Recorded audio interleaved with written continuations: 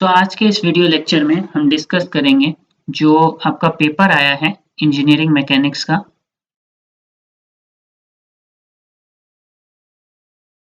First shift में।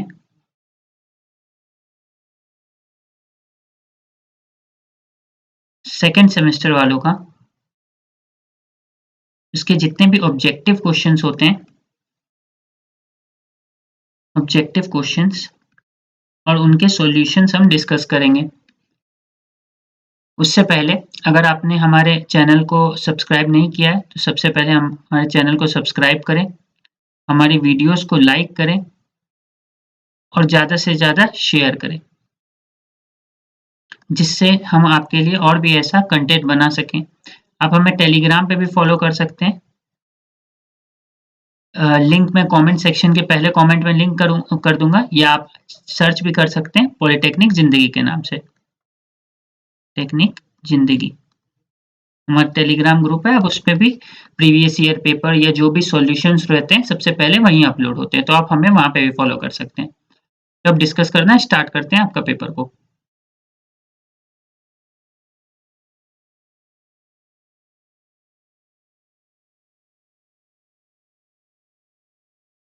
तो जैसे कि सबसे पहला क्वेश्चन है, is zero angle of friction implies that option A friction force is infinite, option B friction force acts normal to the plane, option C frictional force along the direction of motion, या option D friction force is zero.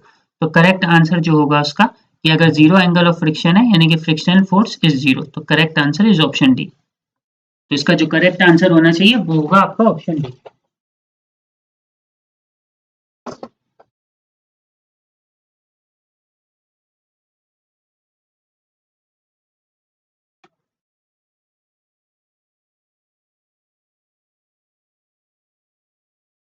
Question number second.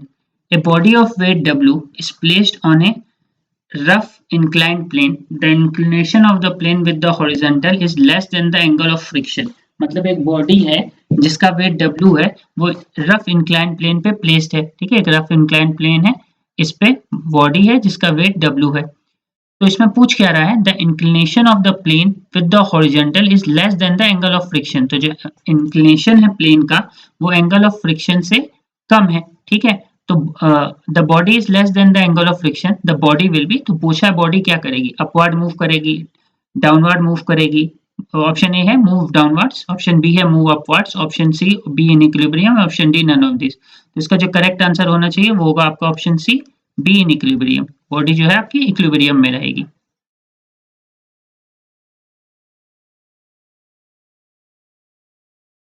Question number third, coulomb friction is the friction between. जो coulomb friction होता है वो friction होता है आपका between, option A है wait, option B है ड्राई, ऑप्शन सी है बोथ ए एंड बी, या ऑप्शन डी है नन ऑफ द अबव। तो कूलाम्ब फ्रिक्शन फ्रिक्शन फोर्स होता है बिटवीन द ड्राई सरफेस। तो जो करेक्ट आंसर होगा वो होना चाहिए आपका ऑप्शन बी, कि coulomb friction is the friction between dry surface. Correct answer is option B.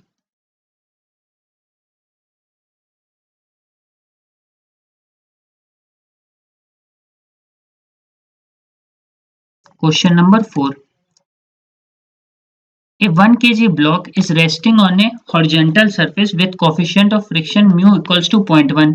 तो देखो ये क्वेश्चन क्या कह रहा है कि एक ब्लॉक है जिसका आपका मास दे रखा है 1 kg, वो रेस्ट कर रहा है हॉरिजॉन्टल प्लेन पे, कोफिशिएंट ऑफ फ्रिक्शन म्यू दे रखा है आपका 0.1 है। A force of 0.8 newton is applied to the block parallel to the horizontal plane. तो एक मान लो आप एक फोर्स लग रहा है इसके ऊपर 0.8 न्यूटन का हॉरिजॉन्टल प्लेन के पैरेलल, तो इस डायरेक्शन में हमने लगा दिया। तो फ्रिक्शनल फोर्स क्या होता है, तो आपको पता है फ्रिक्शनल फोर्स जो होता है रिलेटिव मोशन का अपोज करता है। तो अगर बॉडी को हम इधर मूव कर रहे हैं तो फ्रिक्शन फोर्स उसके अपोजिट लगेगा F, और F होता है म्यू इंटू एन। ठीक है, तो अगर म्यू कोफिशिएंट ऑफ फ्रिक्शन कितना है आपका 0.1, एन होता है नॉर्मल रिएक्शन, एन का वैल्यू मास इंटू जी। अब आप देखो 0.1 इंटू मास है 1 kg इंटू जी की वैल्यू 9.8 आप ले लो, तो 9.8 तो क्या होगा 0.98 न्यूटन। ठीक है, लेकिन आप ये देखो कि फ्रिक्शनल फोर्स की वैल्यू जो है ज्यादा आ रही है एफ से। ठीक है, तो यानी कि ब्लॉक तो इधर मूव करना चाहिए, लेकिन फ्रिक्शन की वजह से कभी भी ब्लॉक मूव नहीं करता। तो जब भी F आपका N से ज्यादा होता है तो फ्रिक्शनल फोर्स क्या होता है, इस एक्सटर्नल फोर्स को बैलेंस कर देगा।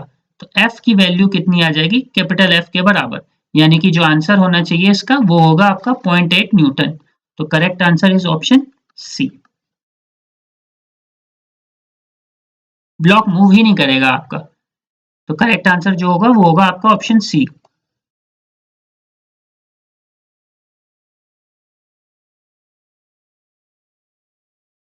Question number 5, the first movement of area about X axis is, अच्छा फर्स्ट मूवमेंट ऑफ एरिया पूछा है, about integration of X D A, integration of Y D A, integration of Z D A या integration of Y square D A. तो correct answer होना चाहिए आपका option B.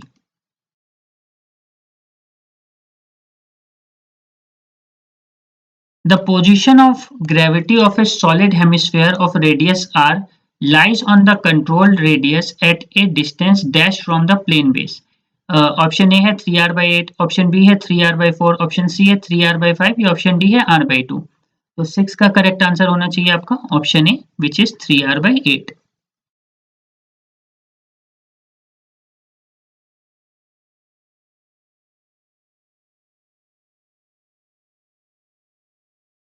Question number 7. The center of gravity of a solid circular cone divides the axis in the ratio of, तो जो आपका centre of gravity होता है किसी भी सॉलिड सर्कुलर कोन का, वो डिवाइड करता है एक्सिस को किस रेशियो में, ठीक है। तो divide the centre of gravity of A solid circular cone divide the axis in the ratio of, option A है 4:1, ऑप्शन बी है 1:2, ऑप्शन सी है 3:1 या ऑप्शन डी है 1:4। तो करेक्ट आंसर होना चाहिए आपका option C 3:1।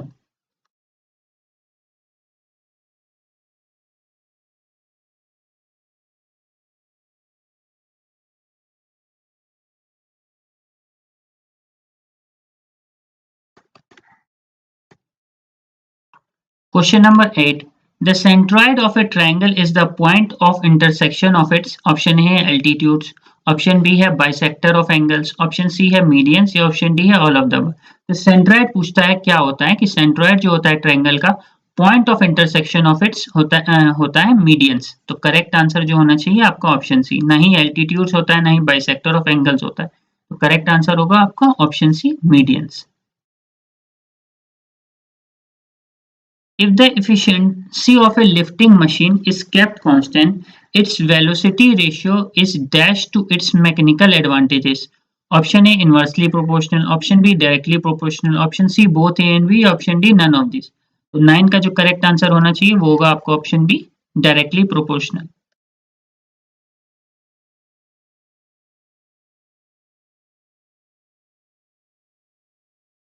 Question number 10.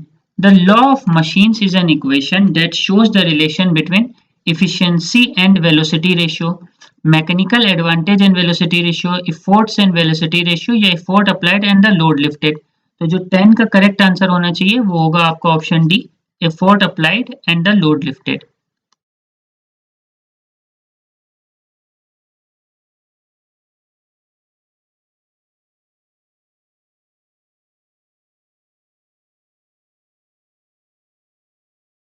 Question number 11. A weight of 1 kilonewton is lifted by an effort of 80 Newton. If the velocity ratio is 20, तो मशीन पूछ रहा है कैसी होगी, आइडियल, रिवर्सिबल, नॉन रिवर्सिबल या none of this.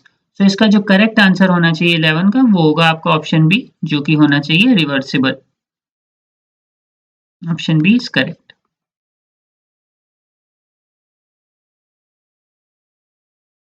Question number 12. The velocity ratio of a single purchase winch crab can be increased by dash, increasing the radius of load drum, increasing the number of teeth of the pinion, increasing the length of the handle या D all of the above। तो जो correct answer होगा वो होगा आपका option C increasing the length of the handle.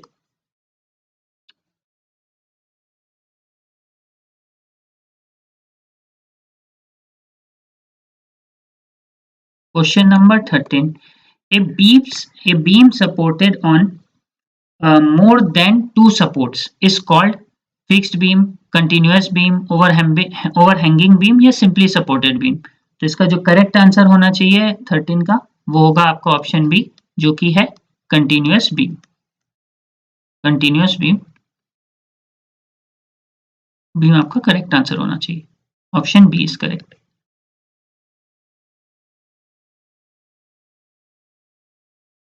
The number of reaction possible at hinge support for general loading are, जो number of reaction possible होने चाहिए hinge support पर जर्नल लोडिंग के लिए वो कितने होते हैं? 4, 3, 2 या 1?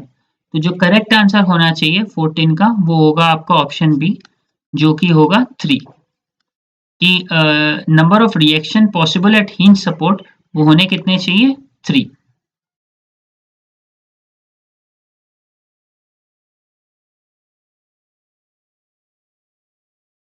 The movement of couple is a fixed vector, bound vector, free vector या स्लैंडिंग वेक्टर? तो कपल का जो मूवमेंट होता है वो किससे होता है? Fixed vector, bound vector, free vector या स्लाइडिंग वेक्टर? तो 15 का जो करेक्ट आंसर होना चाहिए वो होगा आपका option C, which is free vector. The forces whose lines of action are parallel to each other and act in the same direction are known as, ऐसे फोर्स जिसका लाइन ऑफ एक्शन पैरेलल होता है और same direction में act करती है उनको क्या कहते हैं? Unlike parallel forces, like parallel forces, coplanar concurrent forces या कोप्लेनर नॉन कंकरेंट फोर्सेस? तो 16 का करेक्ट आंसर होना चाहिए आपका option B, which is like parallel forces.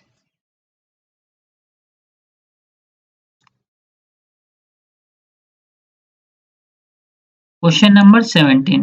The resultant of two equal forces P acting at an angle theta is 2P sin theta by 2, 2P tan theta by 2, 2P cot theta by 2 या 2P cos theta by 2?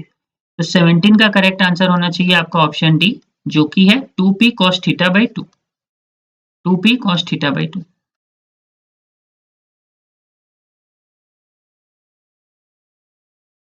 A force acting on a body may dash retard its motion, induce internal stress, C charge its motion या D all of the above? तो जो force acting अगर किसी body पे काम कर रही है तो क्या करती है? रिटार्ड भी करती है उसके मोशन पे, induce internal strength, change it's motion. तो इसमें सारे ऑप्शन सही है, तो जो करेक्ट आंसर होना चाहिए आपका ऑप्शन डी होना चाहिए।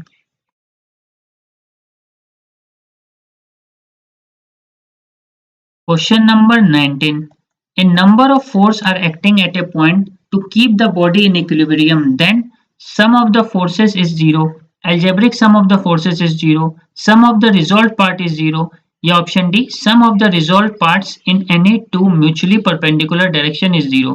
तो लिखा है कि नंबर ऑफ फोर्स अगर एक्ट कर रहे हैं एक पॉइंट में जिससे बॉडी इक्विलिब्रियम में रहे तो क्या होना चाहिए?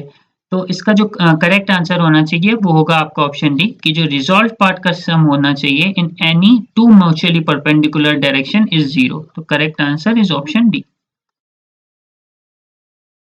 Question number 20. Principle of transmissibility for free body diagram. Option A states that the force acting on the body is a rolling vector. Option B states that the force acting on the body is a sliding vector. Option C both A and B या option D none of the above? तो correct answer होना चाहिए आपका option B, states that the force acting on the body is a sliding vector। तो ये आपके 20 objective questions discuss कर दिए। अगर आपको किसी भी क्वेश्चन में डाउट हो तो कमेंट सेक्शन में आप पूछ सकते हैं हमसे, और कमेंट सेक्शन में अपना स्कोर भी बता सकते हैं कि आपके 20 में से कितने सही हुए, आउट ऑफ 20 आपके कितने आ रहे हैं। और अगर आपको वीडियो पसंद आए तो ज़्यादा से ज़्यादा लाइक करें हमारी वीडियो को, शेयर करें एंड सब्सक्राइब करें हमारे चैनल को। And thanks for watching our video.